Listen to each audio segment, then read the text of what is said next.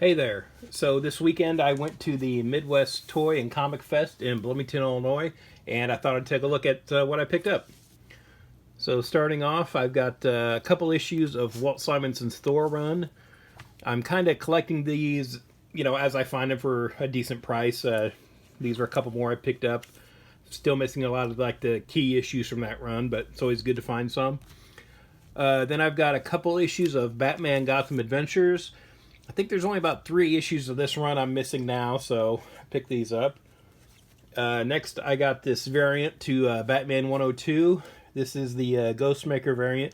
I really like Ghostmaker. He's one of my favorite kind of new Batman characters that have been introduced lately. And I just didn't pick up this variant back when it came out, so I saw it this weekend. I'm like, I'll go ahead and get that now. Then I got this. This is the second printing of Batman the Killing Joke.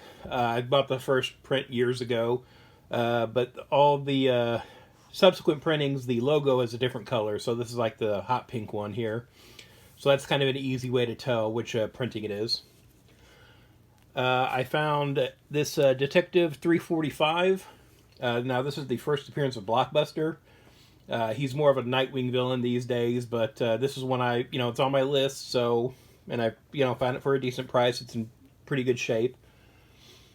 Now these are books I already own, so this is The Jet, and these are books I picked up at my local comic shop, and it turned out the creator of the book was there. So, lucky for me, this con is pretty close to where I live, so I was actually able to run home and grab these and come back and have him sign them for me. So, yeah, he was real happy to do that, and he said that I'm the first one he knows of that, bought this in a store, not like directly from him, so he seemed pretty happy to hear that I had them.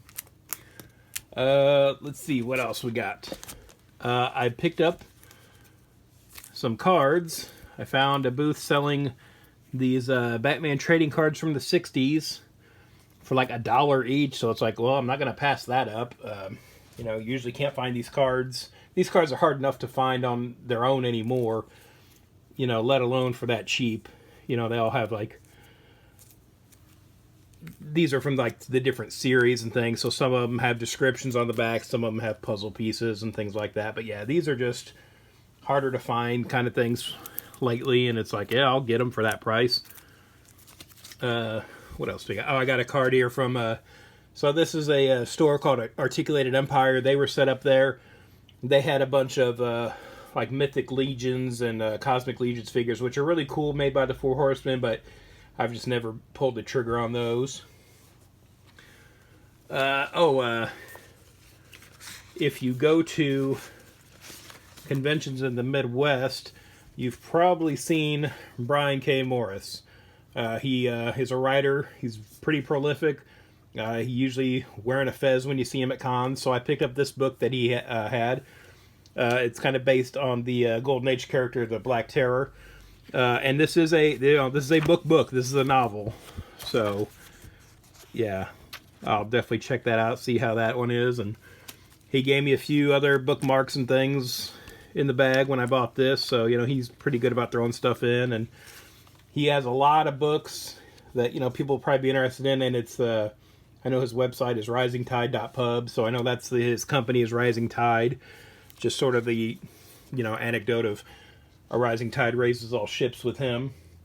So it was, the Midwest Toy, and Comic Fest, so I didn't find as many toys this year as I, have previously, but I did get a few, so I do collect Funko Pops, but it's not...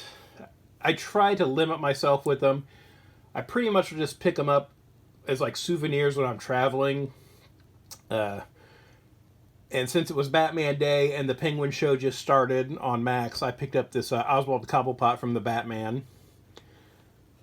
And, they make pops of so many things, I try not to just go crazy with them. Then, for vintage toys, I found a Masters of the Universe weapons pack that's still sealed.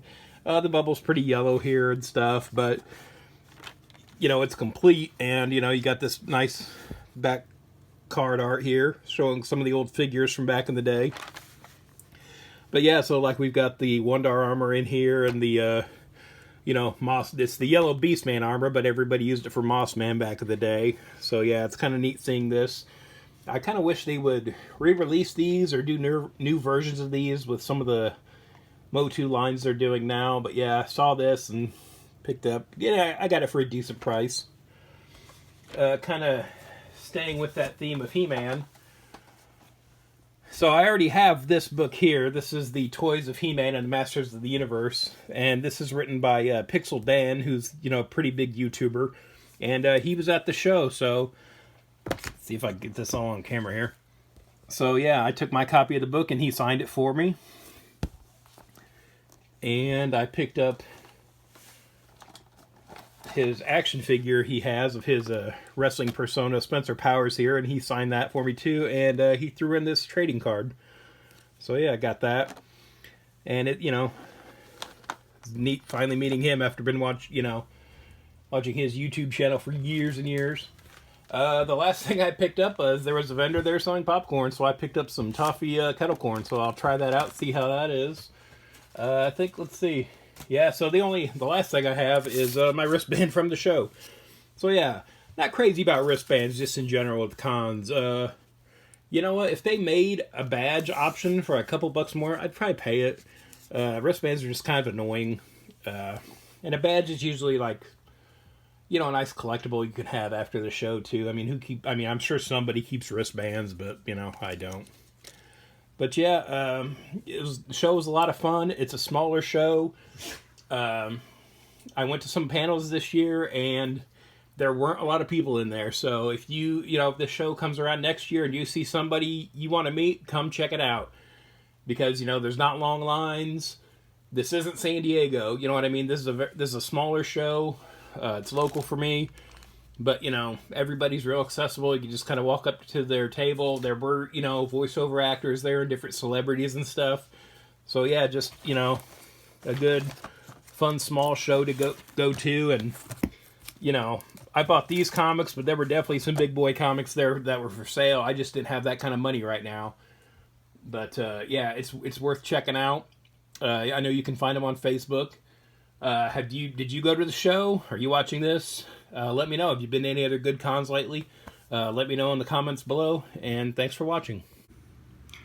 If you'd like to follow me on social media, I'm on Twitter/X @Detective651, also on Instagram @Detective651. Be sure to check out my t-shirt store at tpublic.com/user/Detective651. Got a lot of nerdy designs on there, and there's sales all the time, so check it out frequently.